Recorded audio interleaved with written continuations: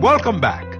Today we'll be talking about Elden Ring. Elden Ring is a good game. Yeah, everything you heard about it is completely true and probably better than what you've been told.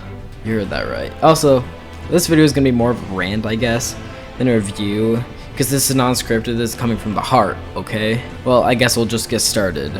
Like, the gameplay and open worldness, I guess, of the game is just spectacular.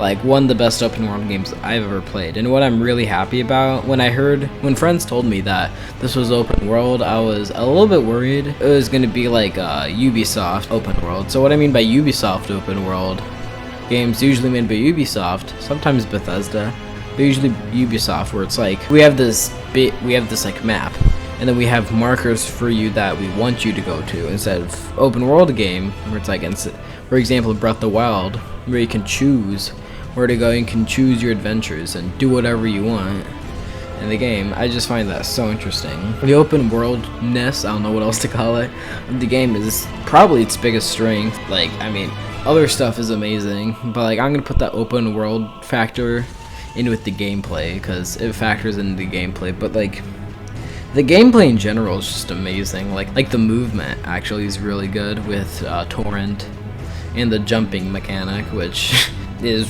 cool. It's fun to use. And then of course we have things like the roll, which has been since Dark Souls 1.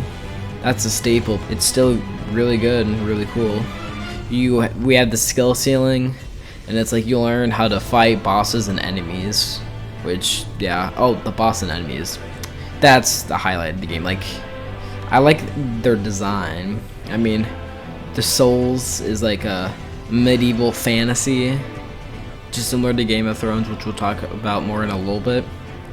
But the Game of Thrones factor with the dark fantasy, I think, is really interesting. With the dragons and the enemies are designed so well.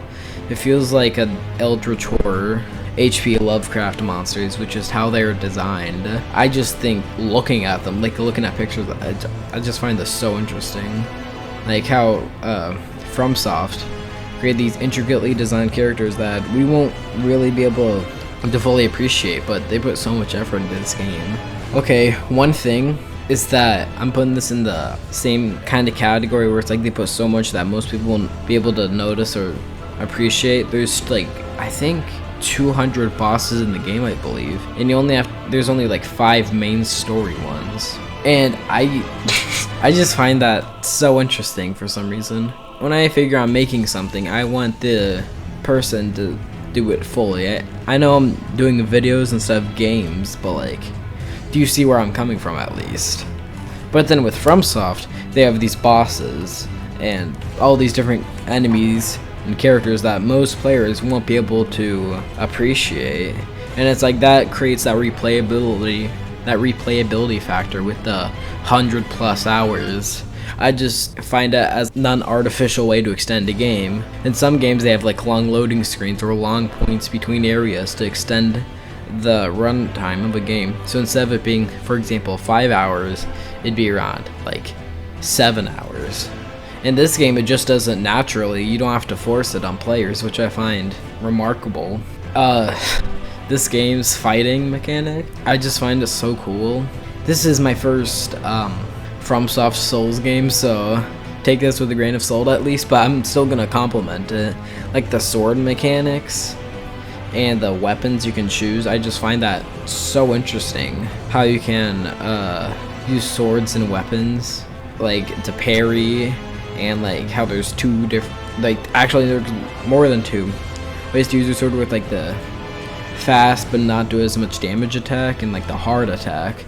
You know what I'm saying? I don't know what to put for it, since it's, you know, not scripted, but like, you see what I'm saying, like the fighting mechanics and how you can jump and use slash, like the magic in the game. It's just so cool to me. It shouldn't be, but like, I just find this so remarkable. Oh, the graphics. The graphics in this game are just so good. It's one of the prettiest games I've ever seen. Sure, the color palette is pretty gray, but that's what it's supposed to be. It's supposed to be this like droopy land.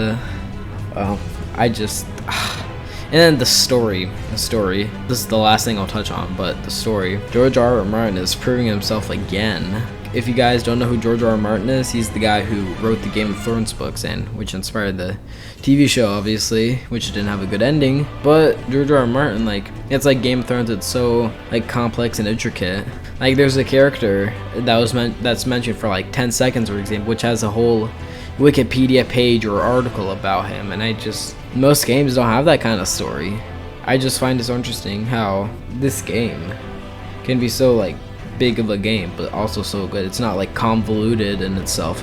Like one part isn't better than the other. It's like all equal. I promise you, if anybody's watching this that doesn't have Elden Ring, this is gonna be a 9 out of 10 for me.